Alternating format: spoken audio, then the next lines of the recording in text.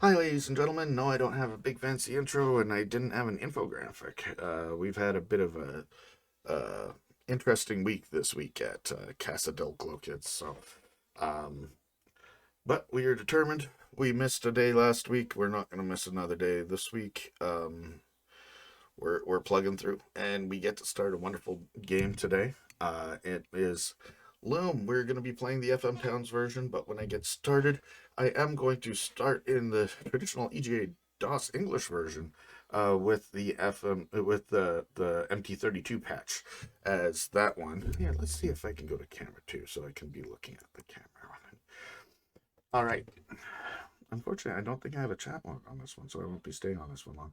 Anyways, um, so we are going to be going through the EGA Loom version just for the intro.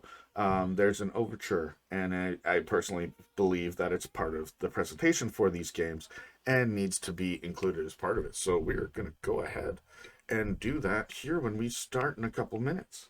In the meantime, let's do what we like to do at the beginning of these and go through some Loom and Loom memorabilia. Yeah. All right. So we're going to start by exploring some collection stuff. This is a Macintosh copy of Loom.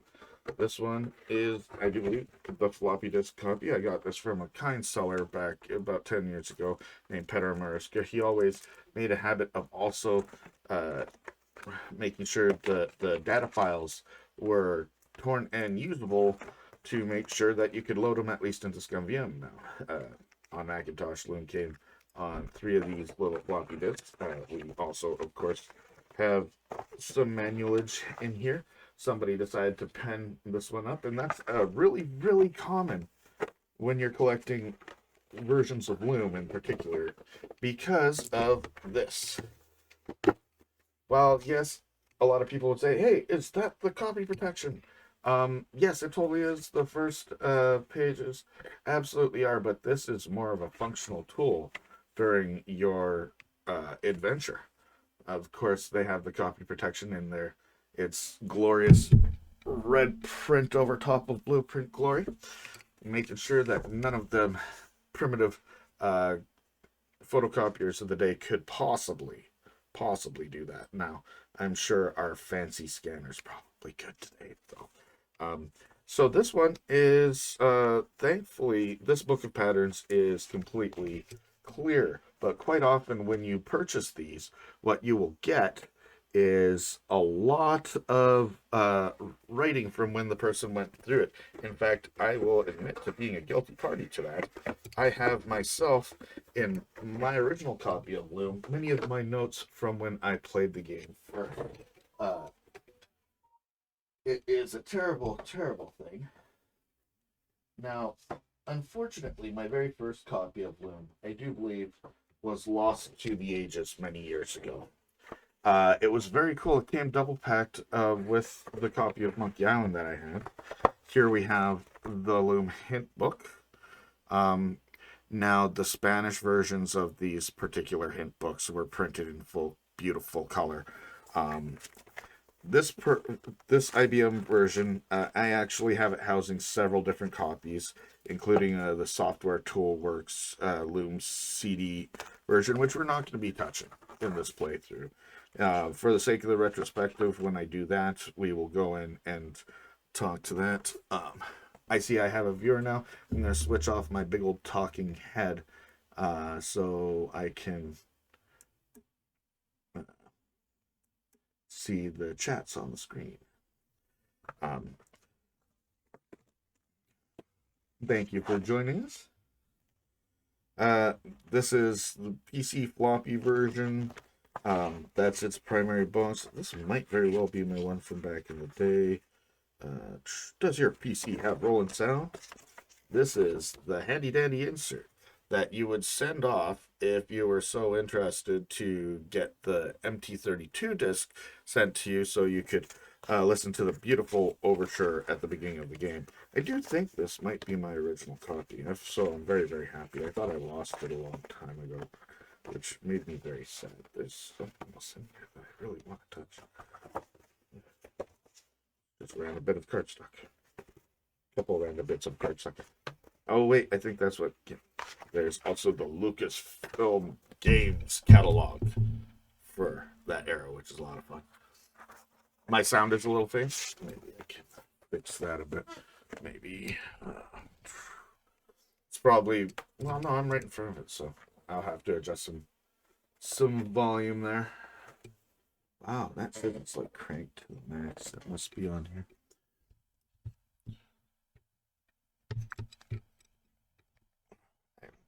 I did not adjust any of those. That one's a little bit more yellow. Well, we'll see how that goes. So my plan for today, and hey man, thanks for joining. This was the piece of, wow, I put that together wrong, and my OCD was not gonna let that fly. All right, so we're gonna play the FM Towns version today, which, but I want to open on the overture from the EGA version.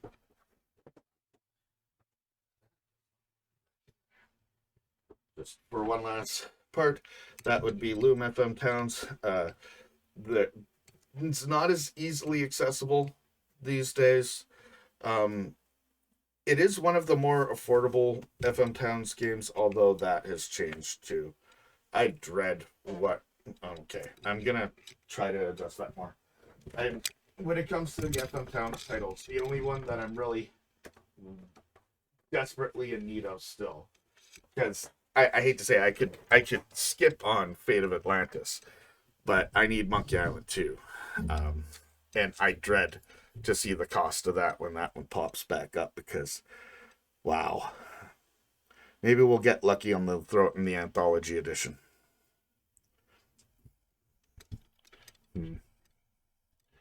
Maybe my Yeti is just failing me. I hope not.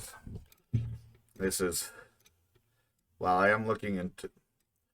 I will say that I have played it as well. I had access to a copy.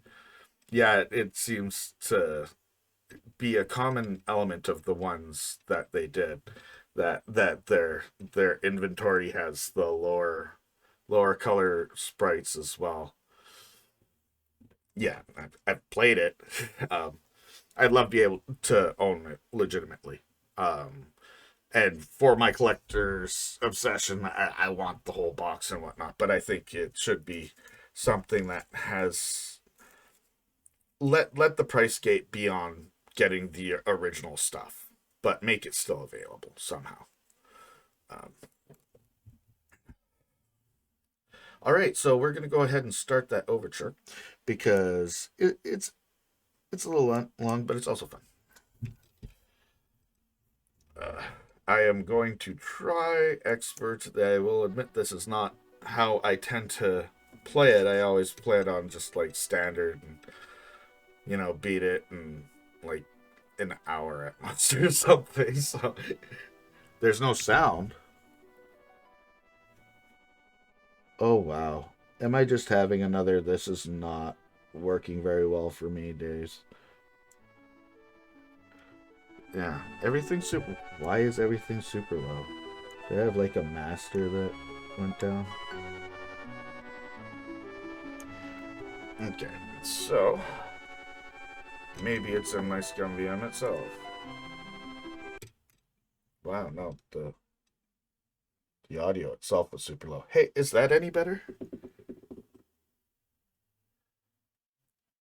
Let's go to. Okay. Is that a lot more audible? Turn up a little bit more.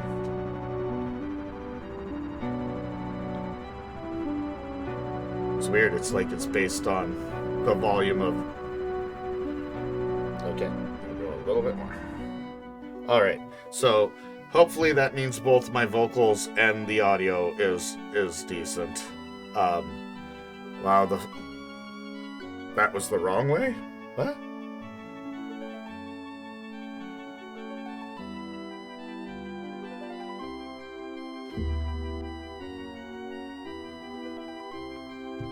Okay, so, but can you hear me now?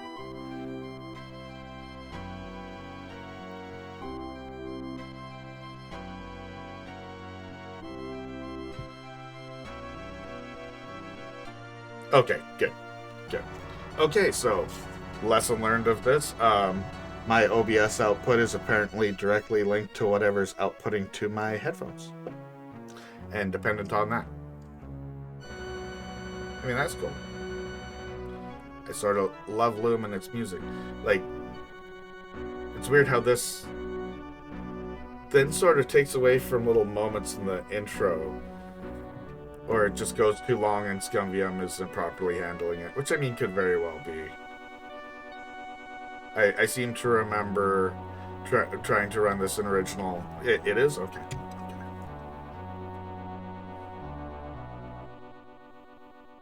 Okay. Okay.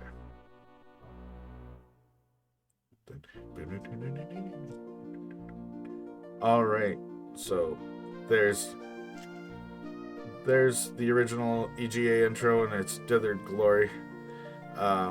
We will be switching over to the FM Towns version here quick, just because it's ultimately it's a premium representation of this. It just doesn't have it's the overture is definitely really important. That's why I thought it was important to make sure that we put it in, even though it does mean we'll repeat this scene. But now we're gonna go switch to the launcher, and I guess this at least gives a good representation of the differences and the evolution from VGA in a proper way, not necessarily how they handled it in the CD version, which, I mean, is pretty in its own right, but I think the cartoonification of it affects the tone of the story, which is a lot darker than a lot of the LucasArts titles outside of Indiana Jones. I just mean, like, a lot, it has more of a very animated look, and when you don't really get those close-ups sort of thing, when you look at how they draw, say, Mandible and whatnot, he has much more of a soft line. I don't know, mate. It's for me, the loss of the close-ups is a big deal.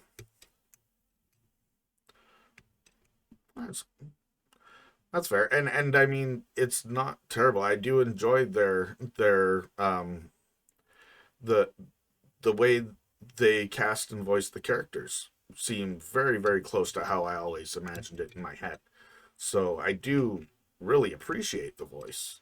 But yeah, it changes. Yeah, exactly. And I listened to that audio drama so much as a kid. I do not have a cassette player set up for us to enjoy that as part of this. But returning to the launcher, yeah, I don't even have the CD version currently set up in this list.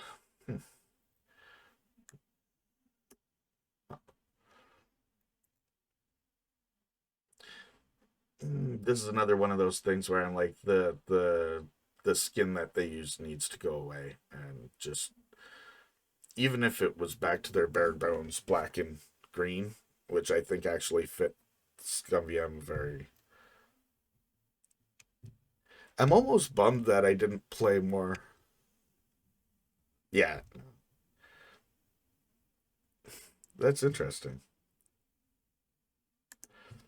Welcome to the age of the great guilds. Just throw. It's like, we're not going to do that first scene, so we'll just throw that text there too.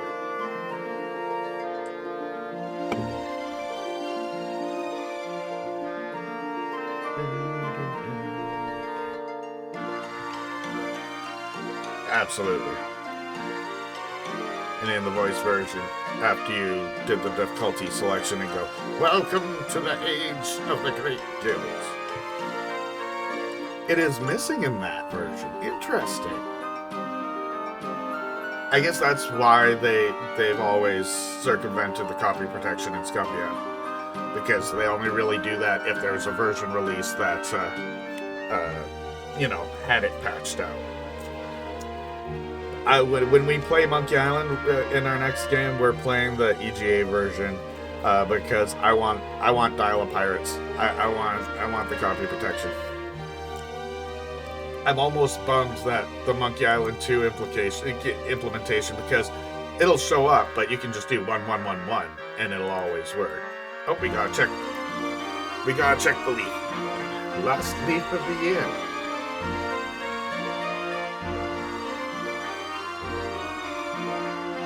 Yeah. Totally. Definitely. I just love that at one point, you know, well, how we get off the island is great. It's like, oh, we just figured out how to do magic. Let's start ripping stuff off.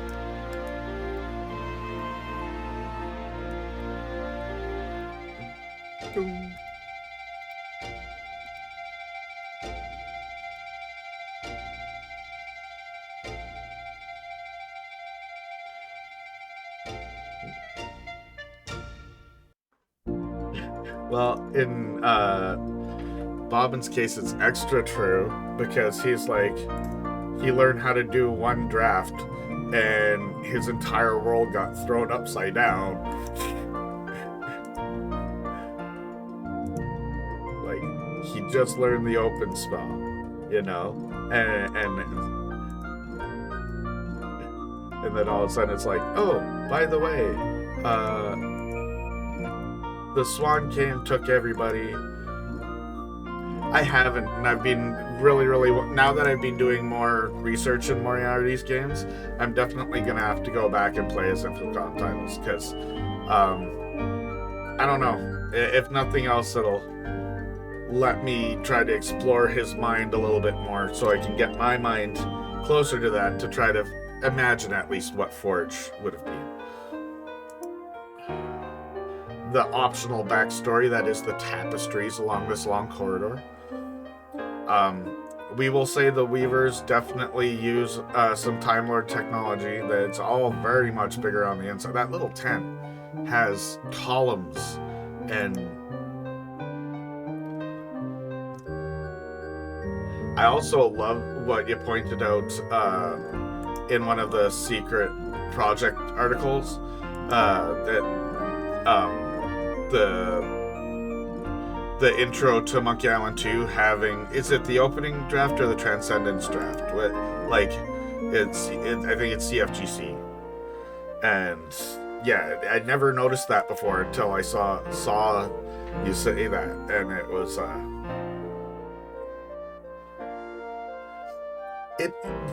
it sounds bang on. I bet you it's, if anything, it's pitched down, but it's still the same intervals, which in music does matter.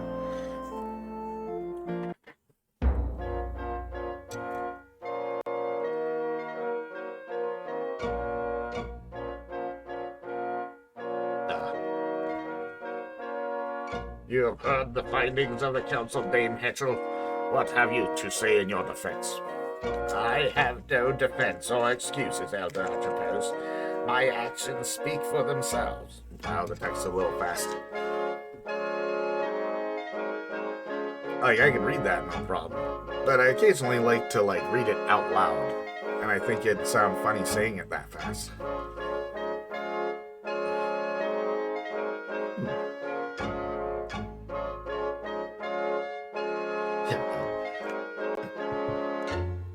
They're all like, yeah, well, we don't like you and your brown robe, so we'll turn you to a duck.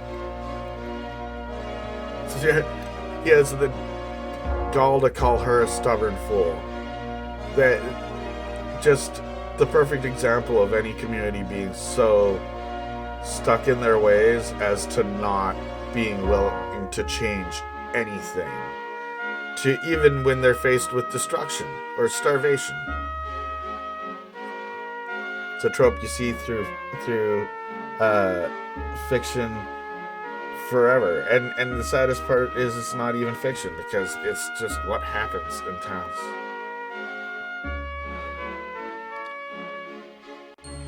My destiny is in your hands, Elders. Our hands are empty, Edge. Gaze once more upon the green loom, if you would know your destiny. For behold, that destiny is upon you. I gotta say, Atropos is the coolest looking weaver.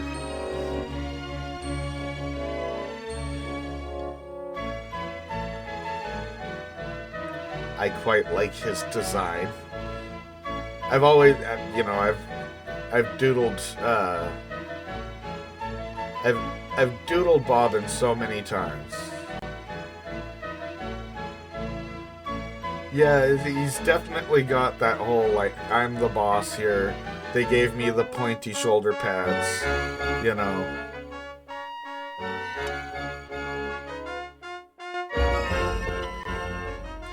Now, let's talk about the comic book and movie series Wanted and their Weavers of Fate, which feels like it could have been mildly inspired by the concept and then just taken off into this crazy. I haven't read the comic either, so I really can't relate to that. The movie was definitely mediocre. James McAvoy was the best part of it, beyond some titillation from Angelina Jolie, etc. But she was already getting a little old at that point, frankly. Still gorgeous, don't get me wrong. I have no problem with older women. But it was that's when you started. Anyways, I'm not gonna sit here and pick at her. She's gorgeous and makes more money than being breathing. So feels heavier than it looks. So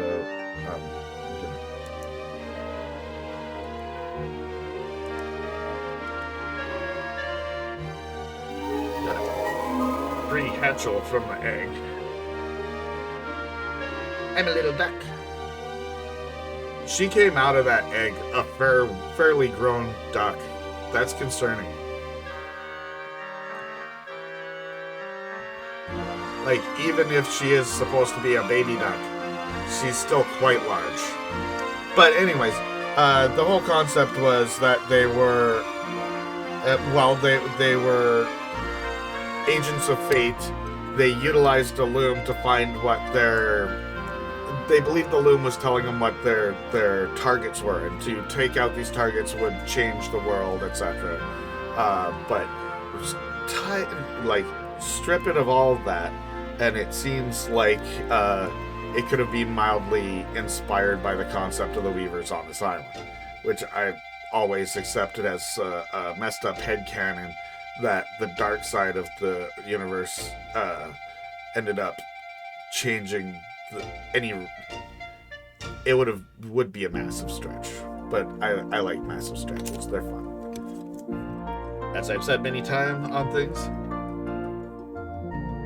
Yeah. Oh, and it would be. The pattern is failing of its own accord. So they created so much. I don't know. So much about the story you want to learn more about. We've all been talking about it for 30 plus years, you know. Oh, that's the other thing I need out there. Why am I grabbing Monkeyology?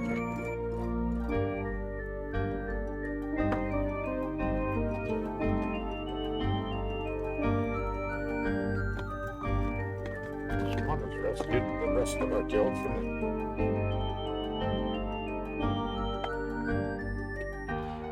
Ask me about LOOM.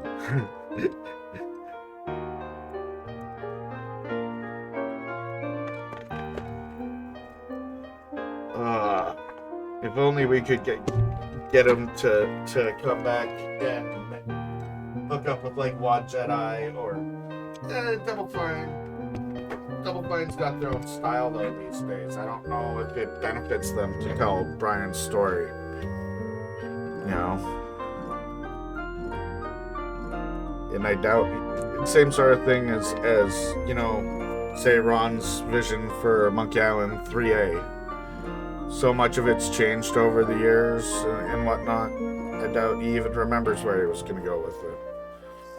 I love that Will Munder released all those. Ed, thank you for pointing it out to me when we were chatting that day once a long time back, I guess now. The stuff that Will Munder leaked out was beautiful, and I just really enjoy. Alright, so let's leave this island. The days of hanging out by the loom are so behind. Yeah. I wish he'd be more willing to license but I understand. Well, I look forward to hearing some of those as we go through if you join me on our Monkey Island playthrough. Really? That's handy. That's very handy. I mean, opening is soup. I mean, I remember running around as a little kid. So that's tilt, right?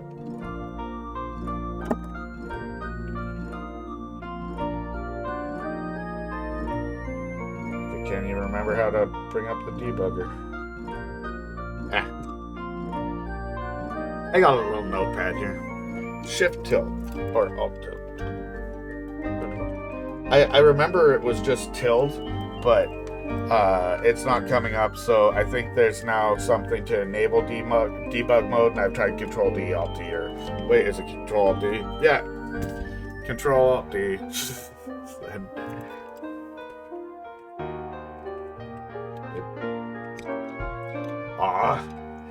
I mean, that does make it handy.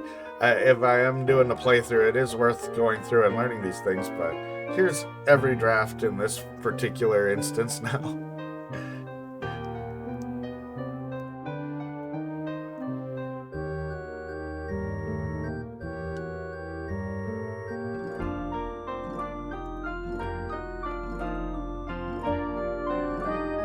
All right. That's very handy. It's been a while since I've messed around with the debugger.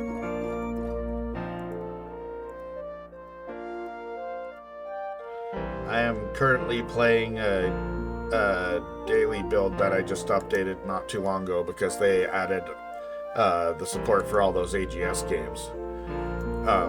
Finished playing the King's Quest reboot, and I will admit, I was like sobbing so bad by the end of that game. And if you haven't played it, because of, you know, its presentation and whatnot, I do recommend it if you have any fondness for King's Quest characters at all. Of course, I moved on from there.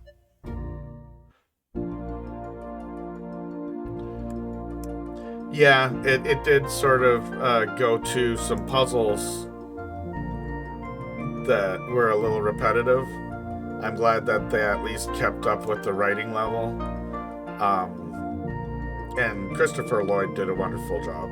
And I never, before that game, I don't know that I actually cared for the characters as much as I did. I think it gave some pretty cool, so you've played the whole, yeah, that would make sense too. For the dragon to show up, it seemed like that's how they're setting.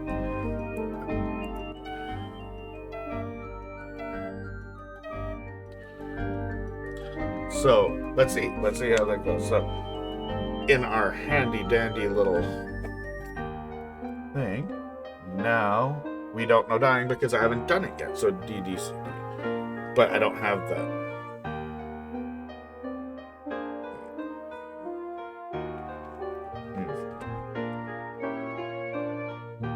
No, I do know now dying and emptying. Yeah, it seems like a lot of these things, because you can fool around in Castle Guard's not, wow.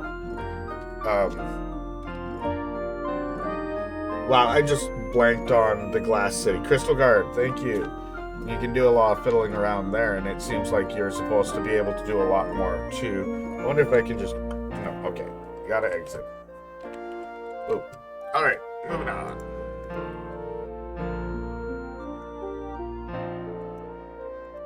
Just gotta get a key. Okay. First, darkness. But yeah, I can't do anything really here until I go learn this draft from the owls.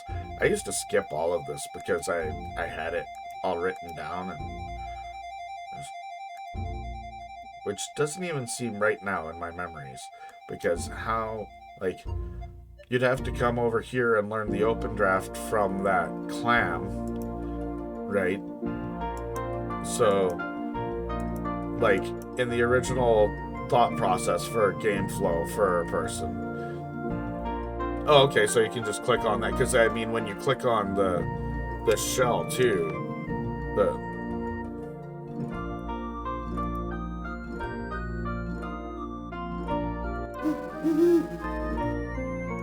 I gotta go get this other owl out of the bush first, though.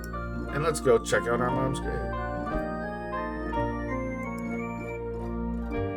Night vision.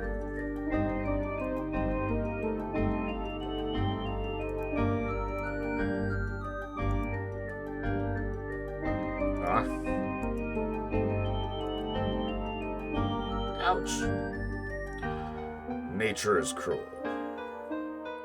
I actually spent a little bit of time in my life as a bunny farmer, not by choice, in memory of Lady Signa Threadbare. It doesn't really render the text very well.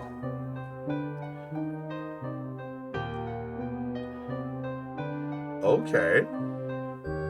I have never done that. That is interesting. Here's the hint. Is maybe you should open the sky. But you can't open the sky here, can you?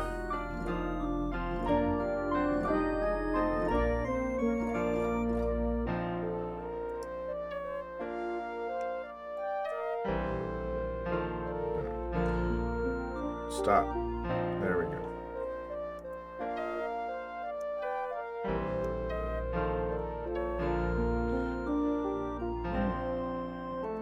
Okay. You know, that would actually probably be very handy. Instead of trying to... Okay.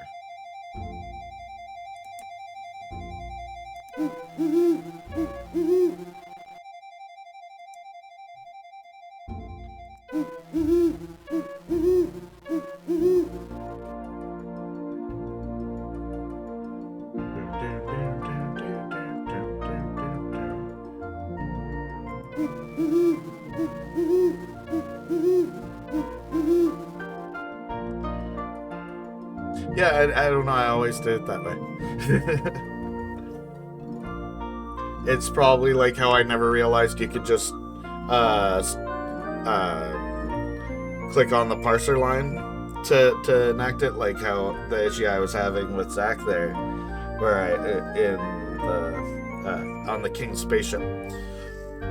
Okay, but we just learned that, right? So it's just weird that it didn't make the staff light up in the right colors to like indicate what note was being played. That's strange. Although I'm probably just remembering it now.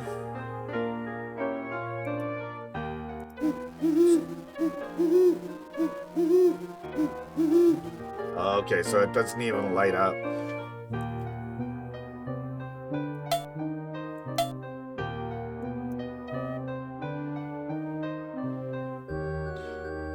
I think it was just D-E-E-D.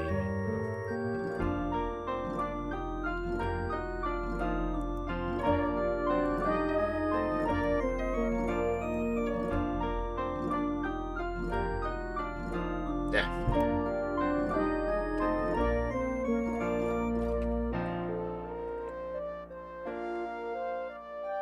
CDDC.